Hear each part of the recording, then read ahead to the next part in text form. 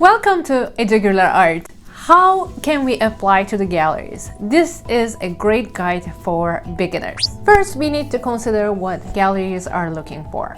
You need to have sellable art. Your price point, your color, your subject needs to be sellable. If you believe that your style is not still there or you need to improve your techniques, you need to focus on this first. And then once you feel that you are ready to go up there and show your skills, then that means it's the application time. You need to study the galleries because every gallery is very different. They sell different types of art. They work with different types of artists, and thus they have different kind of customer profile. What I mean by studying the gallery is looking at their price range, looking at the artwork there, and the artists there, and what kind of style does this gallery have. For example, if you're a landscape artist, but that's an abstract gallery, probably your work won't be selling there. You can also research the artists there in that gallery.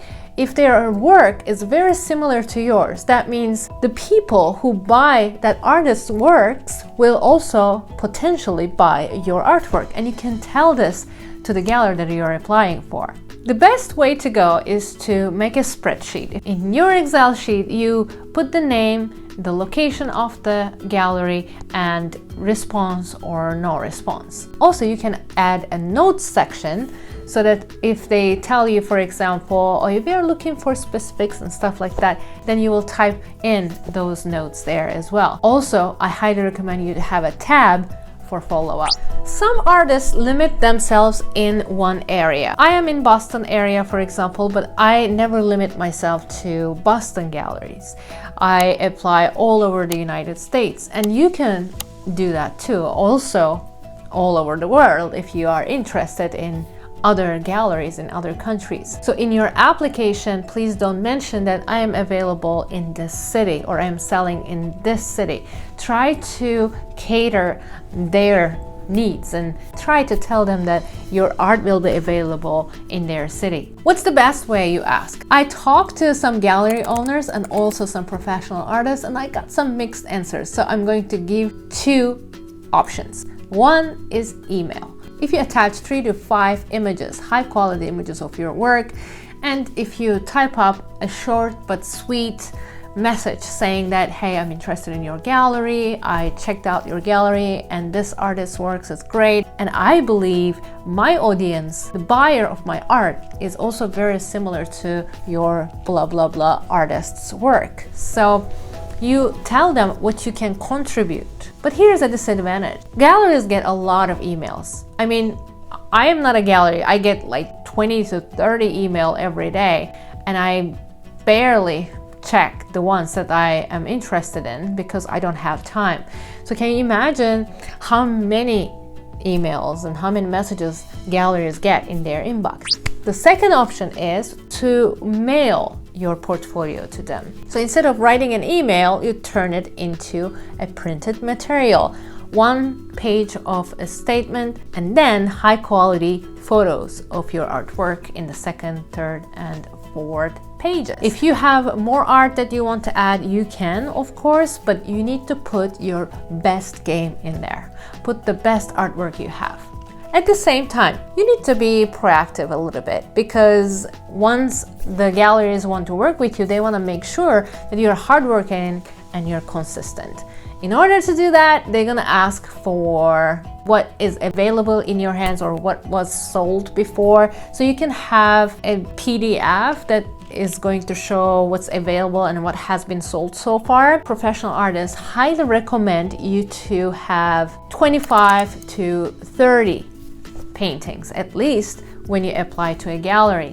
What they care is the consistency of your work. Consistency mean here is that you have a certain style, a certain palette in each painting. If I look at the painting, I should be able to say, oh, this is Van Gogh's painting. Or when I go and see a never unseen painting of Dali, for example, I should be able to say, oh, that's Dali's work because the palette is the same or the style is the same, the figures are his figures and stuff like that. So you need to have this body of work, which is 25 to 30 pieces of artwork that is consistent with your style. And then the art galleries will look at it and maybe ask for more. You should be prepared for that, because once galleries start selling your work, they see this as a business, so they will want to sell more. So they're going to ask for more from you, maybe in a very limited time sometimes. While choosing your galleries, another tactic that you can use is you can look at artists that are represented in that gallery that you really liked, and then you can research and see if these artists are working with other galleries as well, because probably they have a similar style as yours, and the other galleries will be very suitable for your style as well. So once you have consistent, cohesive, and enough amount of inventory, then you can start your applications and type in all these information that you get from these galleries in a spreadsheet, like applied, no response, followed up, no response. You can tell these galleries in your follow-up email that you will call them if you don't hear back from them, and you can also try calling. I highly recommend you to apply almost 100 to 150 galleries maybe. If your artwork is cohesive, if your artwork is good, then there is no way you're gonna get rejected by 100 of them. Definitely you will have 3 to 5% acceptance rate in this case. But do we need gallery representation? Honestly, some artists don't prefer to work with galleries because they believe that they take away their freedom, and also they lose the control of their brand. Another disadvantage could be, for example, if you're an already best-selling artist, or if you have good sales figures and you're maybe making your sales online on your website maybe, or on social media already, galleries might hinder your sales because you give your artwork to the gallery, and once it's in the gallery owns half of it, or you cannot sell that artwork online anymore. And if a lot of people are interested in that art piece and they offer more money, then you are missing out. So what's the best way to approach this? I think you might try selling your art first yourself. And if you don't succeed in this, or if you don't get the attention that you were hoping for, then you can start your gallery applications. Or you can separate your inventory into two, like these are going to be for the galleries and this is going to be for my own sales. This way you won't be stuck at a gallery. By the way, if you are sending an email, I forgot to tell you this, try to add your pictures, the high resolution pictures, in the attachment, or maybe inside the email is better, because this way they don't have to click to go somewhere, let's say your website, and it's going to load, and probably it's going to take a while to load. Nobody wants to wait that long. Or maybe the link is not going to work, maybe their internet connection is bad at the time, so you don't want to take any chances, you don't want to risk anything.